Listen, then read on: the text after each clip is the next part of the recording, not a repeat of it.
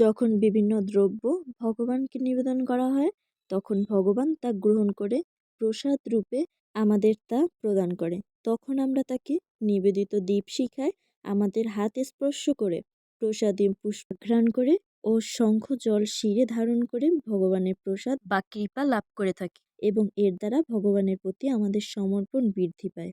তো hello everyone, this is me Tanu. Welcome back to my another new video. সবাই কেমন আছেন? আশা করছি সবাই বেশ ভালোই আছেন।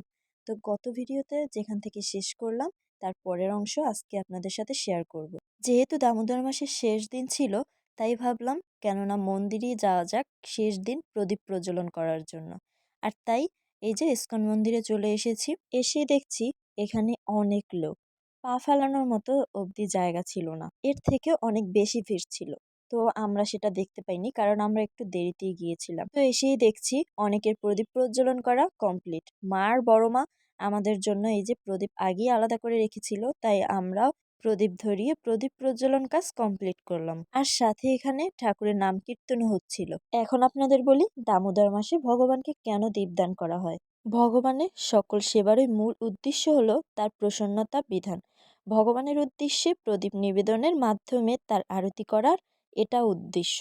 আরতি দ্বারা আমরা ভগবানের কাছে আমাদের হৃদয়ের আরতি জানাতে পারি। শ্রীমদ্ ভগবদ গীতায় রয়েছে 8টি উপাদান, আর আরতির সময় আমরা এই 8টি উপাদানের প্রতীক হিসেবে বিভিন্ন দ্রব্যাদি ভগবানকে নিবেদন করি। একটি দীপশালকার সামান্য অগ্নি যেমন একটি গ্রামকে বশীভূত করে দিতে পারে, তেমনি ভগবানকে একটি প্রদীপ দেখানো মানে আমাদের রাশি রাশি পাপ বশীভূত করার জন্য যথেষ্ট। আর যে জিনিসটা আমার কাছে খুব বেশি ভালো লেগেছিল, আর সেটা হলো এই যে এইটা আসলে একদম মায়াপুরের একটা থিম দিয়ে এই রাত গোপাল আর সাথে তার মা যশোদার একটা ছবি ফুটিয়ে তুলেছে। এই জিনিসটা খুব বেশি সুন্দর হয়েছে। আপনাদের কাছে কেমন লেগেছে আমাকে কিন্তু অবশ্যই কমেন্টস করে জানাবেন। আমার কাছে খুবই ভালো লেগেছে, আর এই যে গোপালের আর যশোদা মায়ের চিত্রটা বেশ ভালো লেগেছে আমার কাছে। তো এখন চলুন আমরা কীর্তন আর পাঠ শ্রবণ করে আসি।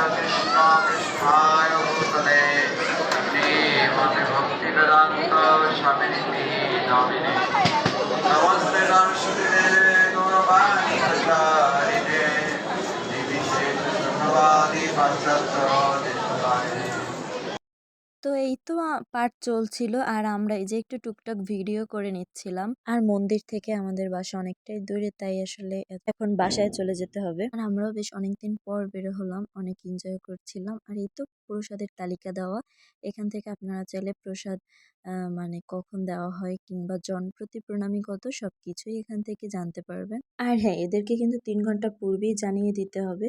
আর এই তো আমরা বের হয়ে গেলাম, এখন বাসায় যাব। গাড়ির খোঁজ করছিলাম, আর বলতে না বলতেই এই তো গাড়িও পেয়ে গেলাম, আর এখন বাসায় চলে যাচ্ছি। আর আমাদের বাসার সামনেও বেশ সুন্দর করে ডেকোরেট করা ছিল, লাইটিং করা আর কি, কারণ পরের দিন কার্তিক পুজো, আর তাই আসলে এত সুন্দর করে সাজানো হয়েছিল। আর বাসায় এসে ভাবি যে মন্দির থেকে ঘুরে আসি, কেননা রাস পূর্ণিমার পূজা চলছিল। তো এই তো মন্দিরে চলে আসলাম, হরি মন্দির। এটা বাসা থেকে অনেকটাই কাছে, তাই আসলে 3 জনই আসলাম। আর এই যে ওই পাশে 4 জোড়া রাধাকৃষ্ণ ছিল, আর এই পাশেও 4 জোড়া রাধাকৃষ্ণ ছিল। কত সুন্দর কিউট ছোট ছোট রাধাকৃষ্ণ। আমার কাছে বেশ ভালো লেগেছিল। আপনাদের কাছে কেমন লেগেছে অবশ্যই আমাকে কমেন্টস করে জানাবেন। আর এই মন্দিরেও পাঠ চলছিল, তো শুনে আসি চলুন।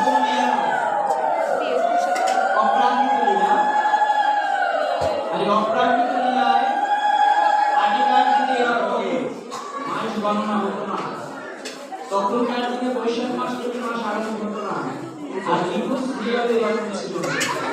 তো আজকের ভিডিওটি আমার এই পর্যন্তই ছিল। আপনাদের কাছে কেমন লেগেছে অবশ্যই আমাকে জানাবেন, আর আমার পেজটিকে অবশ্যই লাইক কমেন্ট শেয়ার করে পাশে থাকবেন, আর ইউটিউব থেকে দেখলে অবশ্যই সাবস্ক্রাইব করে দিবেন। Thanks for watching, bye bye. দেখা হবে নতুন অন্য কোনো ব্লগে।